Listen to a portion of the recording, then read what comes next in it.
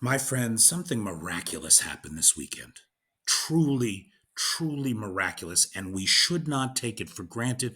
We should take a moment and we should kind of let it shine on us.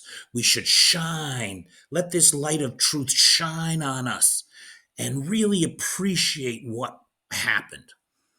Now, I'm referring to something that Eugene said this past weekend. Now, if you don't know who Eugene is the English name that in Russian is Eugenie. So I'm talking here about Eugenie Prigozhin, but I like calling him Eugene. I think it's funny. And I think everybody should call him Eugene, just like in Stripes, right? Don't call me Eugene. Shut up, Eugene. All right, anyway. And if you haven't seen the film Stripes with Bill Murray and John Candy, I highly recommend that film. It's a good one. Now, dig it. He's about as close to the top of the pyramid scheme that is the gas station with nuclear weapons that we call Russia.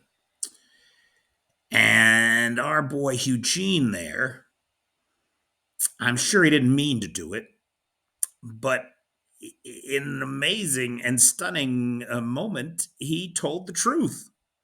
And it is so rare that anybody in the Russian hierarchy tells the truth that I really don't think we should let this moment pass unnoticed and unmentioned.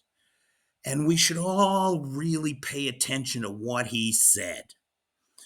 Because the way these guys lie, it's sometimes hard to get to the truth. And so he told the truth. Now, Putin told the truth today. Did you see this? For years, these guys have been saying that the Russian government has nothing to do with the Wagner PMC, that it's all Prigozhin. It's all our boy Eugene. Well, apparently that is not the case because today Putin said that, in point of fact, Wagner has been and is currently funded by the Russian military. Imagine my surprise. Oh, I'm shocked, stunned. I can't believe it. Of course they are, right? They're all in bed together. So Putin told the truth today for a change, which was nice. And now this is interesting too, just as an aside here, before we get to some more truth, it is possible because Igor Girkin tends to be right about things. He's a Russian commander, war criminal, POS, who belongs in The Hague. But he claimed today on Telegram that Prigozhin is not in Belarus, that Prigozhin is in Moscow with his buddy Putin.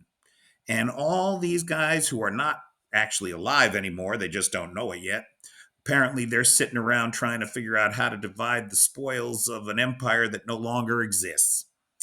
And they're, well, anyway, all right. So there's all that. Now, dig this. Prigozhin was talking in front of a camera, and somebody asked him about the money that they took out of the Wagner offices in Moscow. Something like 3 van loads full of cash. And Eugene's response was, "Oh, that's nothing, right? We pay everybody in cash. We always cash around the office. Back in 2016, when we nightmared the US presidential elections, we paid everybody in cash." I'm sorry, what? Now, look, if you're one of these people that doesn't believe anything the FBI says, you're right. Oh, we can't trust our own intelligence services, right?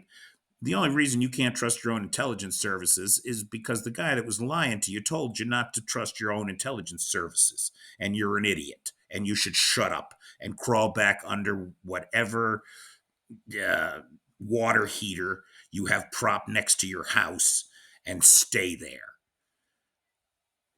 This is the guy who did it, who happened to casually mention it in a conversation, right?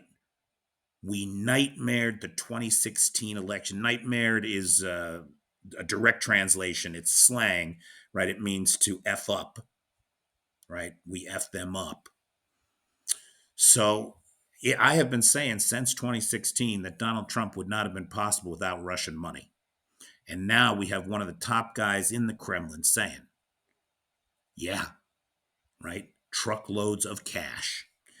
The other thing that he gave us was he told us the truth about the reasons for the war. He made it very clear, right? In a video that he published on his Telegram channel on Saturday, he said the words that the excuses that we made up for the war were BS. There's no Nazis there or Yahtzees, right? We no Yahtzees, I guess I'm supposed to say on TikTok because we're all 3 years old. What? Anyway, uh, that's not why we went in. We went in because we intended to take this country's assets and divide them amongst our elites. We intend to take this country's assets and divide them among the elites. That's what he said. And like I say, it's so rare to hear the truth from one of these guys that I really just want to sit back for a minute and look at everybody that I've been arguing with for the last 7 years and say, I told you so. I told you so. Pay attention. You have been hoodwinked, America. You have been conned. You have been bamboozled, led astray. You have been took. You have been taken for a ride. It's time to wake up. It's time to get woke to what the real enemy is here. It's certainly not trans people. It's certainly not people of color, your fellow Americans, right? If you're an American, you're supposed to believe one thing and one thing, first and foremost, that we are all created equal and entitled to equal protection under the law. Now, somehow along the line, a lot of my fellow Americans got conned by a fast-talking salesman, con artist schmuck from New York, and they forgot that. It's time to wake up, guys. It's time to remember it. We've literally got it from Eugene himself, sitting up there in Moscow. Pay attention, guys. The next 3 years are going to be a revolution.